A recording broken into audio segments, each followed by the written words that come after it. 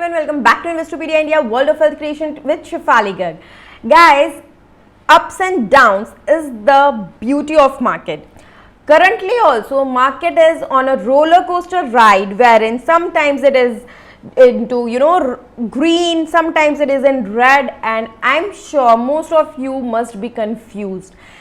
Stock market की beauty ups and downs होने के बाद भी maximum people who don't invest in stock market और who are reluctant while investing in stock market is because of this ups and downs, because of the volatility. If you also are in category that you have never ever invested into stock market but now want to taste the flavor of gaining multifold returns by investing into stock market, and you are ready with your first 1 lakh, or maybe you are already investing into stock market but are not very confident and want to invest or infuse 1 lakh into your portfolio, so you should definitely watch this video from starting till end. अगर आपने ये video miss करा, I am sure आप कुछ ना कुछ miss कर दोगे इस इन्वेस्टमेंट के टाइम पे, which you might regret later.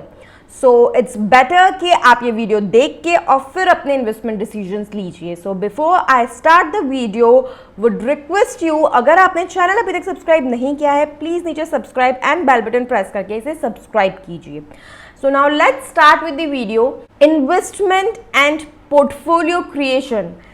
This can never ever be generalized. Yes, every individual is different and hence every individual's investment, every individual's portfolio needs to be different. Your age is different than the person who is sitting next to you, and obviously आपकी जो as है उसका impact आपके portfolio पे आएगा, आपकी investment strategy पे आएगा. Because obviously for a kid who is just born, for a kid who is 12 years old, for a person who has just completed his education and has started job, has started earning, a person who is married, a person who is having kids, small kids, big kids, a person who is retired, इन सब के जो life goals है, जो life expectancy है, वो अलग अलग है. और जब ये मेजर इवेंट्स, ये मेजर चीज़ें लाइफ की अलग अलग है, तो इन्वेस्टमेंट गोल्स सेम नहीं हो सकते. करेक्ट. सिमिलरली अगर हम बात करें इनकम लेवल्स की, a person who is earning 20K can not have same investment goals और investment appetite as a person having earning 50K और 1 lakh और 2 lakh और 5 lakh और 10 lakh a month.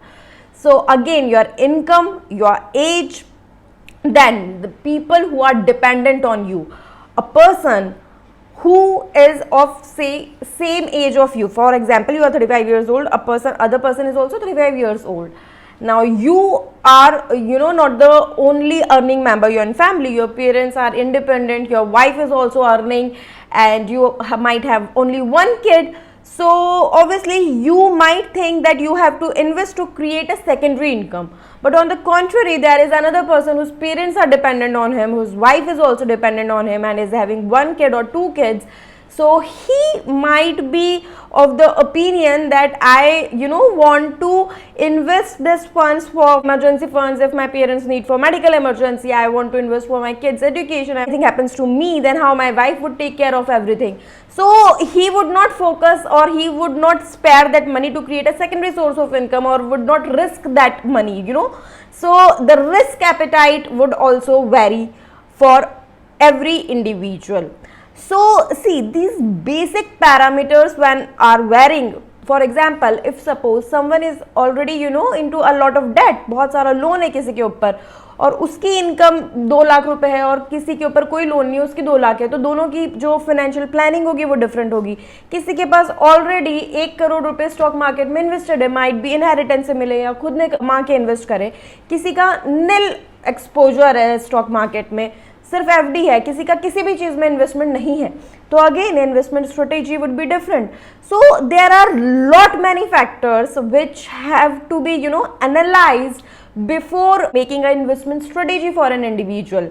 तो आज के वीडियो में भी जब मैं आपको ये इनिशियल 1 लाख इन्वेस्टमेंट का ऑप्शन बता रही हूँ कि आप उसको किस तरीके से इन्वेस्ट कर सकते हैं, तो I am taking some assumptions which I will be telling you.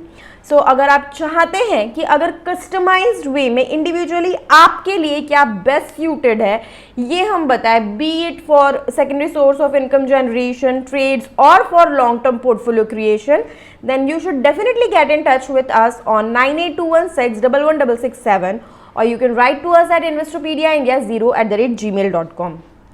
किन सर्विसेज के थ्रू हम आपको ये अपने फाइनेंशियल गोल्स अचीव करने में हेल्प करते हैं उसके लिए आप नीचे डिस्क्रिप्शन बॉक्स में सर्विसेज पढ़ सकते हैं.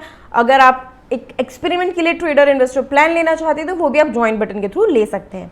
So coming back to the topic, अभी इस वीडियो में जो मैं इनिशियल ये बता रही हूँ 1 लाख का इन्वेस्टमेंट, इसमें मैं कुछ अजम्पशंस ले रही हूँ. मैं ये अज्यूम कर रही हूँ कि अ person who would be investing is either in college, in grads or PG, or has just started earning, is in the age group of say 20 to 30 or on the higher side 35 years of age, but is not heavily invested into stock market. उसने बहुत ज़्यादा stock markets में investment नहीं कर रखी है and this is like just the starting. Maybe थोड़ा बहुत investment हो या फिर बिल्कुल investment नहीं हो stock market में. Now यहाँ पे जब मैं आपको सेक्टर एलोकेशन बताऊंगी परसेंटेज में, उसमें जो स्क्रिप्ट्स आप सिलेक्ट करोगे वो डिपेंड करेगा कि आप ये 1 लाख के बाद में फर्दर और कितना पैसा इन्वेस्ट करना चाहते हो, नहीं करना चाहते हो, आपका ओवरऑल क्या फाइनेंशियल हेल्थ है. You are getting my point. ये मैं एक जनरल बता रही हूँ कि इस सेक्टर में इतना % एलोकेशन होना चाहिए, उसमें जो मेजर स्टॉक्स है वो भी मैं कवर करूंगी. बट कोई स्टॉक हो सकता है कि 2000 का हो, कोई हो सकता है 400 का हो. तो ये आपको डिसाइड करना रहेगा क्योंकि मुझे नहीं पता कि आप आगे कितना इन्वेस्टमेंट करने वाले हो. ये 1 लाख इन्वेस्ट करने के बाद आप और इन्वेस्ट करने वाले हो या नहीं करने वाले, आप कितने टाइम इन्वेस्टेड रहने वाले हो. सो ये सारी चीज़ों के बेसिस पे डिसाइड होगा. So basically if you are investing your first 1 lakh, the major allocation, maximum allocation should be towards FMCG and pharma sector, that is 40 to 45%. क्यों ऐसा? बिकॉज पोर्टफोलियो क्रिएशन की जो सबसे इंपॉर्टेंट चीज़ है वो ये है कि पोर्टफोलियो में आप जब स्क्रिप्ट सेलेक्ट करते हो वो इस तरीके की होनी चाहिए कि वो ग्रोथ दे आपको at any point of time, चाहे मार्केट अप में हो चाहे डाउन में हो. आपका portfolio should be in green, it should be showing profit, आपको अच्छी खासी ग्रोथ वो दे, प्लस ग्रोथ के साथ साथ डिफेंसिव भी होना चाहिए पोर्टफोलियो के. जब अगर मार्केट नीचे जा रहा है तो आपके स्टॉक्स को इतना नीचे नहीं जाना चाहिए. एटलीस्ट 3 से 4 साल में आपका जो पोर्टफोलियो है वो डबल होना चाहिए, चाहे बेयर रन चले चाहे बुल रन चले. So these are some basic points जो आपके पोर्टफोलियो क्रिएशन अच्छा है इस बात को जज करेंगे. बैलेंसिंग होना बहुत ज़रूरी है, डाइवर्सिफिकेशन होना ज़रूरी है. ऐसा नहीं कि 1 लाख रुपीज़ आपने एक ही स्क्रिप्ट में लगा दिया. क्यों? क्योंकि अगर आपने एक ही स्क्रिप्ट में लगा दिया और वो नीचे चली गई तो आपका पोर्टफोलियो क्या दिखाएगा? Red losses. So again what I am saying कि हर पॉइंट ऑफ टाइम पे प्रॉफिट्स दिखाना चाहिए, ग्रीन में होना चाहिए. Similarly timing is very important. हो सकता है किसी स्क्रिप्ट के लिए आज इन्वेस्टमेंट एक अच्छा टाइम हो, पर हो सकता है कोई स्क्रिप्ट जो आज से 3 महीने पहले या 1 साल पहले एक अच्छा इन्वेस्टमेंट ऑप्शन था वो अभी इन्वेस्टमेंट ऑप्शन अच्छा ना हो सकता है फ्यूचर में हो जाए. सो बहुत सारी चीज़ें आपको देख के और फिर डिसाइड करके अपना ये हार्ड अर्न्ड मनी इन्वेस्ट करना है. I am just guiding you. So अब FMCG और फार्मा सेक्टर में 40-45% का जो एक्सपोजर है वो देने का मतलब यही है कि FMCG जो सेक्टर होता है ना, FMCG and pharma are the sectors जिसकी रिक्वायरमेंट हमेशा रहती है. तो ये ग्रोथ के साथ साथ में डिफेंसिव भी बनाता है आपके पोर्टफोलियो को. इसमें आप ले सकते हैं Hindustan Unilever, Dabur, Amrutanjan health care, doctor Reddy's, Divi's laboratories, Cipla, Cadila, Godrej consumer, lot many scripts. You have to decide basis कि आप ये 1 टाइम इन्वेस्ट कर रहे हो, आप रिकरेंट इन्वेस्ट करोगे, क्या आपके अदर इन्वेस्टमेंट कितना है आपके पास में, कितना इनकमिंग है, कितने डिपेंडेंट है. You know, you are getting my point. So this is how you would decide. Coming on to the next sector. So 1 lakh में से आपने 40,000 45,000 कहाँ पे लगा दिया? इन स्क्रिप्ट्स में जो मैंने आपको बताई, FMCG एंड फार्मा सेक्टर के स्क्रिप्ट्स में. 15% एक्सपोजर आप रखोगे banking and financial service sector में. तो उसमें क्या आ जाएगा? Private banks like HDFC bank, Kotak Mahindra bank, ICICI bank, axis bank, PSU banks like SBI, bank of Baroda, IDBI bank. उसके अलावा financial services like Bajaj finance, Bajaj Finserv, insurance sector for example HDFC life, SBI life, all these would come in banking and financial services. You can also cover SBI card, credit card which is related to banking. इसके बाद में जो next sector आपका होगा वो होगा 5% आप इसमें इन्वेस्ट करोगे, that is auto and electricals. इसमें आप इलेक्ट्रिक व्हीकल भी चूज करोगे. इसमें आप क्या जाएंगे, Tata Motors, hero MotoCorp, Eicher Motors, Maruti Suzuki, Voltas, siemens, all the stocks related to electricals and auto sector. Then next 5% would be IT, जिसमें आपका आ जाएगा TCS, Infosys, Happiest Mind, HCL Tech, Tech Mahindra. ये मत समझिए कि मैं जितनी स्क्रिप्ट्स के नाम ले रही हूँ आपको ये सब लेनी है. You have to choose basis, you have to customise it, right. मेरी ये वीडियो मुझे नहीं पता कितने लोग देखने वाले हैं, हजारों लोग ये वीडियो देखेंगे, लाखों लोग ये वीडियो देखेंगे, तो उन सबको ये वीडियो वैल्यू प्रोवाइड करे, उस हिसाब से ये जनरलाइज्ड वीडियो है. Please do customise it basis yourself, you know, as per your requirements, then only it is going to give you maximum returns.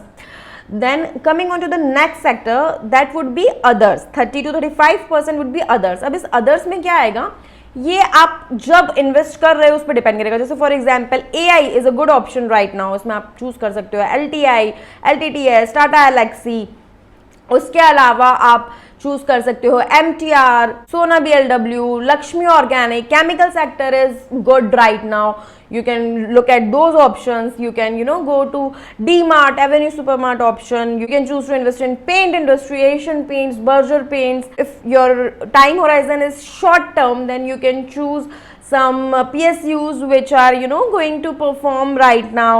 तो इस तरीके से आप पूरा डाइवर्सिफाइड कस्टमाइज्ड पोर्टफोलियो जब बनाओगे बीट ऑफ एनी अमाउंट, तो आपका पोर्टफोलियो लॉन्ग रन में भी आपको बहुत अच्छे रिटर्न देगा, शॉर्ट रन में भी बहुत अच्छे रिटर्न देगा, आपको मल्टीपल बेनिफिट्स देगा, फॉर एग्जांपल बोनस, डिविडेंड. और हर टाइम पे सबसे मोस्ट इंपॉर्टेंट कि स्टॉक मार्केट तो वोलेटाइल होगा ही, ये तो बेसिक फीचर है स्टॉक मार्केट का, लेकिन आपका पोर्टफोलियो ऐसा होना चाहिए कि चाहे अप्स हो चाहे डाउन्स हो, आपका ओवरऑल जो रिटर्न है that should be green, that should be positive. I hope आपको ये वीडियो अच्छा लगा, इससे आप कुछ सीख पाएंगे. अगर ऐसा है प्लीज़ इसे लाइक कीजिए, शेयर कीजिए, नीचे कमेंट करके मुझे ज़रूर बताइए. Thank you so much.